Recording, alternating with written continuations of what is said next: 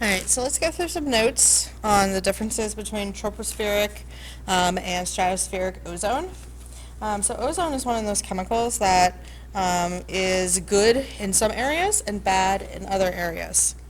So we'll start with um, tropospheric ozone.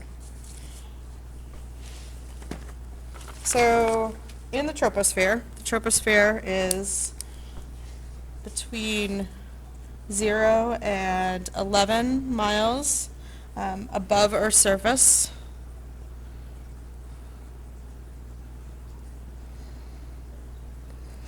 So the air that we breathe right now, where we're standing in the troposphere. All right, so everything from the ground surface up to about 11 miles above Earth's surface. And when we're talking about ozone in the troposphere, we're talking about the global warming, the ozone that's related to our global warming. So our Earth is warmed, on average, 1.5 degrees Celsius over the last 150 years.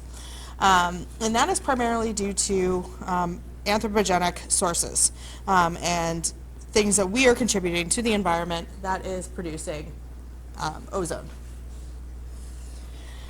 So when we're talking about the troposphere, all right, we're talking about this layer, the first layer of the atmosphere that surrounds Earth.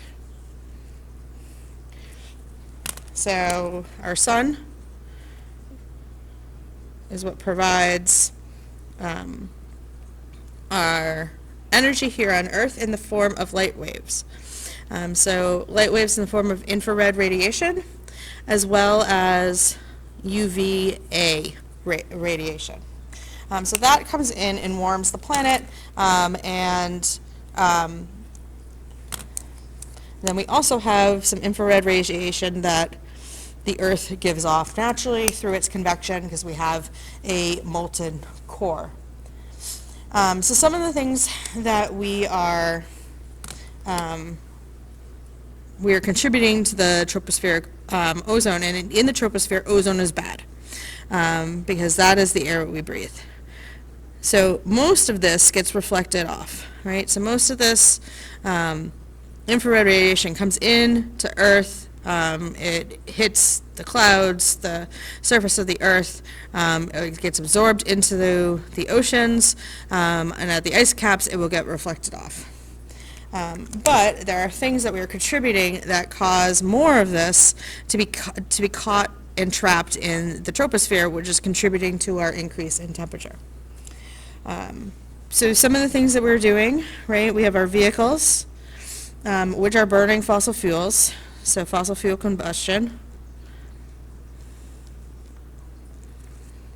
We have coal power plants. We have landfills, rice and corn farming to feed our livestock, and then our livestock are all contributing to tropospheric global warming. And so on the surface of the planet, right, our landfills are off-gassing different chemicals into the atmosphere.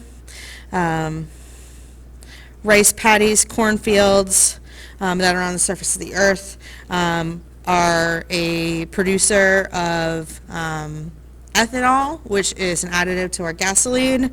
We have our livestock. There's a little pig on the surface of the Earth. We need some of that corn to feed our livestock. Actually, primarily, if you remember back to Unit 5, the largest percentage of land in this country is actually used for grains in order to feed our livestock and to help feed the planet, because we are carnivores. And then all of our vehicle emissions are going to contribute to this on the surface of the Earth. So some of the chemicals that we're talking about a lot of the greenhouse gases, which are going to be water vapor, carbon dioxide, nitrous oxide, sulfur dioxide, methane, CFCs, which are chlorofluorinated carbons, which are the bad ones, lead, mercury, lead, particulate matter, and then carbon monoxide. And so those are the primary pollutants, chemicals, criteria chemicals that we're talking about when we are talking about tropospheric global warming. So some of the effects of this consumption and the release of all these different chemicals into our troposphere are that we are going to be melting land and sea ice. That in turn is going to raise sea levels. As we raise sea levels, water has a higher specific heat capacity than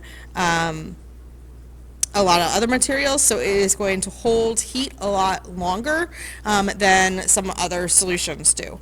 And so because of that, our seas are warming and our corals begin to bleach. And corals are a very diverse ecosystem, home to a lot of different of our producers, a lot of algae.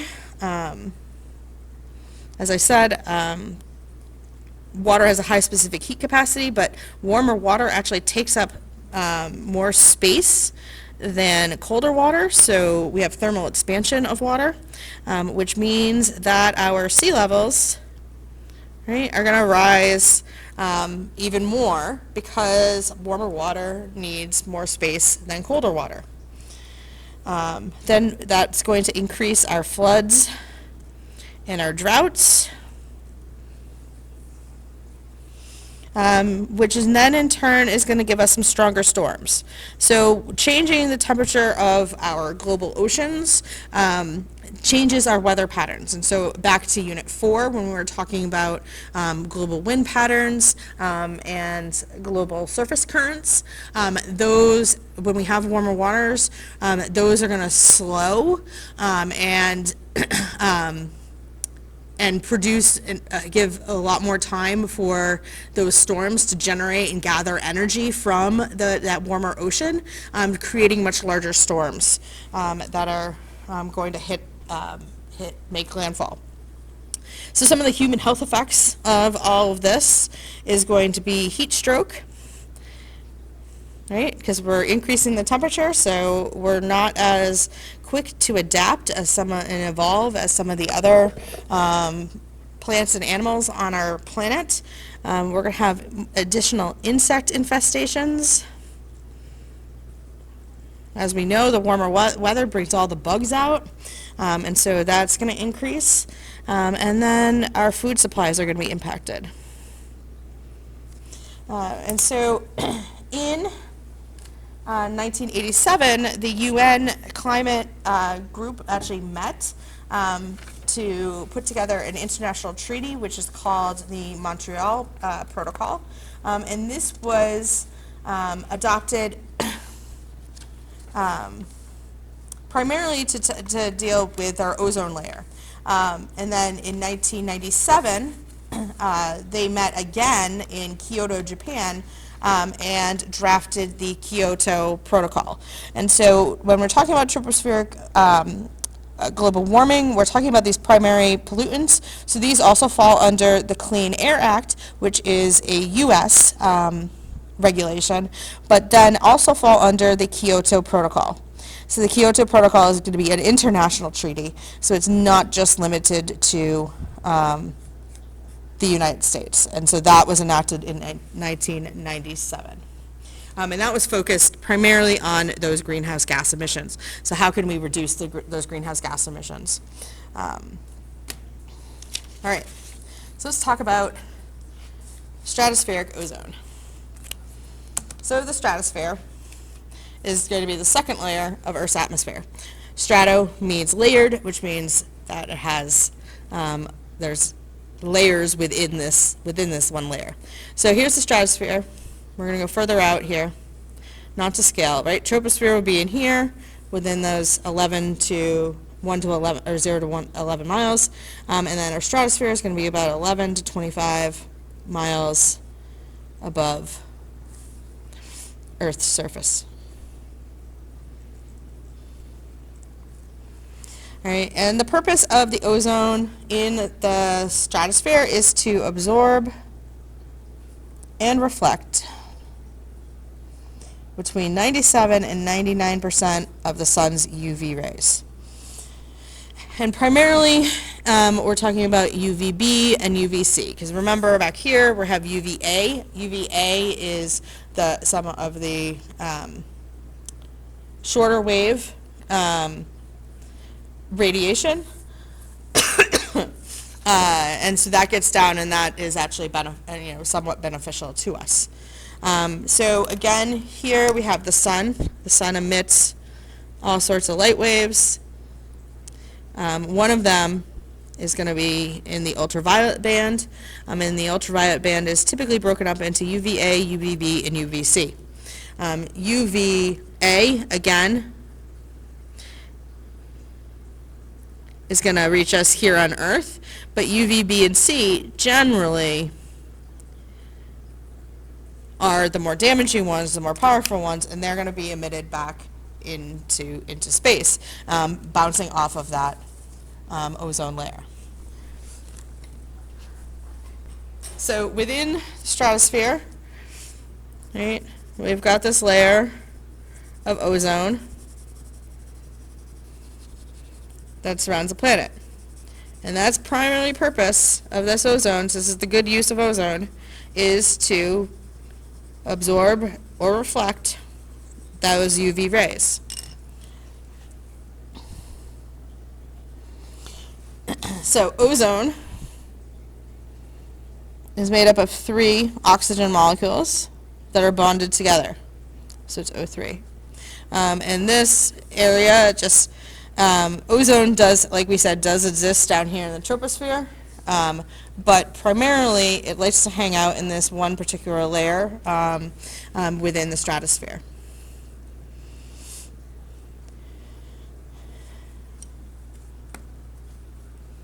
All right, and so what's the issue going on in the stratosphere? So in the stratosphere, what we're finding is that aerosols and propellants are reaching us here. So aerosols and propellants that are emitted from the surface of the Earth typically would get trapped in the troposphere, but because those aerosols and propellants have lifespans of greater than 100 years, they're sticking around for a really long time, and they're making it out of the troposphere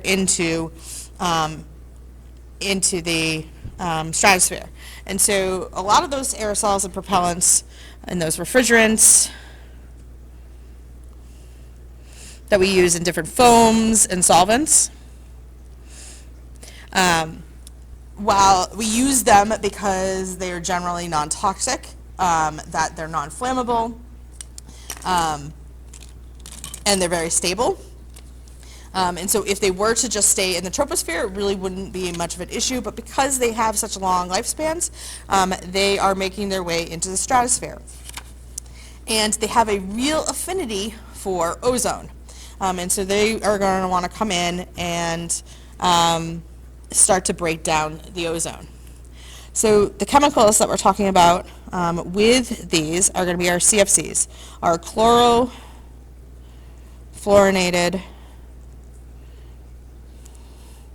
carbons. Our HCFCs, which are going to be our hydrochlorofluorinated carbons,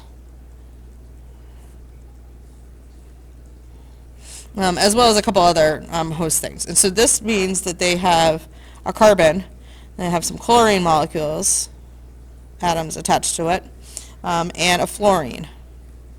And the hydrogen, hydrofluorination means that there's a hydrogen in there as well. And so again, these take about greater than 100 years to break down. And so what we're looking at is that we can produce ozone. So production of ozone is we have this O2, oxygen gas, plus some UV light, and that UV light breaks that O2 into single oxygen, so oxygen plus oxygen, so individual oxygens. Those individual oxygens go out and they mingle around, and then they run into another O2. All right, so naturally we find in the atmosphere diatomic oxygen plus some single oxygens kind of floating around. But what happens is, and this process naturally occurs over and over again, then this O3 that eventually gets broken down. And so through the destruction phase, naturally O3, when it hits some visible light, so again, remember the sun emits light in all different wavelengths, and so visible light, and that visible light is going to break down into those individual diatomic oxygen and single oxygen. And then we also have, it also gets broken down by UV, B and C. It's just also going to break it down into O2, but then this UV is going to further break it down into a much more reactive oxygen. So I'm going to just put oxygen with a little prime next to it. This oxygen is much more reactive and starts to interact with our chlorinated carbons, hydrofluorocarbons.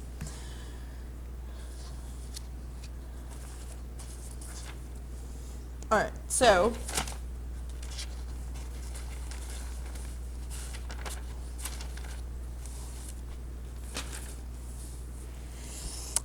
we have these compounds, which might be chlorine with nitrogen dioxide, maybe hydrochloric acid.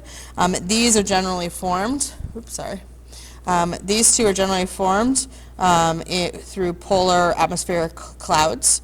They're acidic clouds that form in the polar regions, primarily in Antarctica because it gets so cold.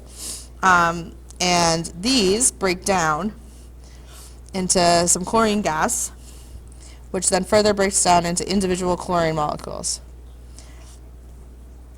So those individual chlorine molecules are going to run into those ozone molecules, and they're going to break that apart, and they're going to release the O2 off into the atmosphere, which can then go bump into those individual oxygen. But that forms a molecule with chlorine and oxygen, which then combines to form Cl2O2, which then can get broken down into visible light, or by visible light, I should say. This O2 will then get released again, and this Cl2 comes back up here to continue the process. And this process right here, one of these chlorine molecules can break over 100,000 O3 molecules. And so because one individual one of those, it doesn't take much of these, and they're around for so long, that we can destroy a ton of ozone through this process. And so when we have less ozone, we have more of those UV, B, and C rays reaching us here through the ozone hole to the surface of the Earth. We end up lowering photosynthesis. So the rate of photosynthesis, we increase cataracts in animals, and that's also an issue with the eclipse. Any animals that are looking at the sun, they can get cataracts. We get sunburns in animals and plants, because plants can sunburn. Skin cancer, in animals, which is going to affect their life cycle and lifespan, and our ecosystem productivity goes down.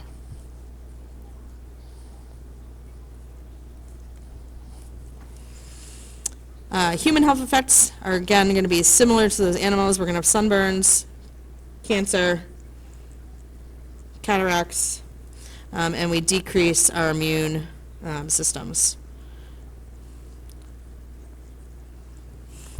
So we saw over time that the ozone layer was getting broken down, and so UN met in Montreal in 1987.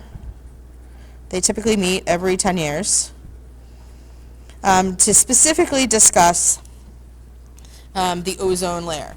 And so the Montreal Protocol was an international treaty in order to protect the ozone layer by phasing out these CFCs. So we wanted to get rid of these CFCs. And so, as we can see here, right, these are the number of countries that actually signed the Montreal Protocol. So essentially every country in the world, with the exception of a few countries where we just don't have data for, signed the Montreal Protocol, saying that they were going to phase out the production and consumption of CFCs and HFCs in order to try to control the ozone layer. And when that was enacted, so it was enacted in 87, we see that over time, we really have actually made this work, right? So we phased out the emissions, what we're emitting of ozone-depleting substances, and it's gone exponentially downhill. So whereas the production and consumption of this actually in the U.S. stopped in 1994, but it's taken a little bit other countries a little bit longer to get on board because they're not as developed as the U.S. So we've definitely decreased that, and what we've seen happen is that the concentration of ozone in the stratosphere, right, it was steadily declining, but it has kind of stabilized. It is a little bit volatile. It's going to have some seasonal differences, but it is stabilized, and we're starting to see, whereas this was a negative track, we're starting to see a slight increase in the concentration of the ozone layer. And we're also seeing that the ozone layer, while we were steadily, the hole was steadily growing, it's no longer growing anymore. So after about 2000, we don't see any additional growth in the hole, so it's not getting any bigger, but it's going to take a really long time to repair itself because those compounds are in our atmosphere for greater than 100 years. So this is awesome in looking at what an individual treaty can do when the entire world kind of gets on board and has one goal in mind. And so Montreal Protocol was specifically ozone depleting substances, those CFCs, those HCFCs, and then the Kyoto Protocol, which is another environmental regulation that you need to know, was specifically for those greenhouse gases. So that is general summary of the differences between tropospheric and stratospheric ozone in the atmosphere. Let me know if you have any questions.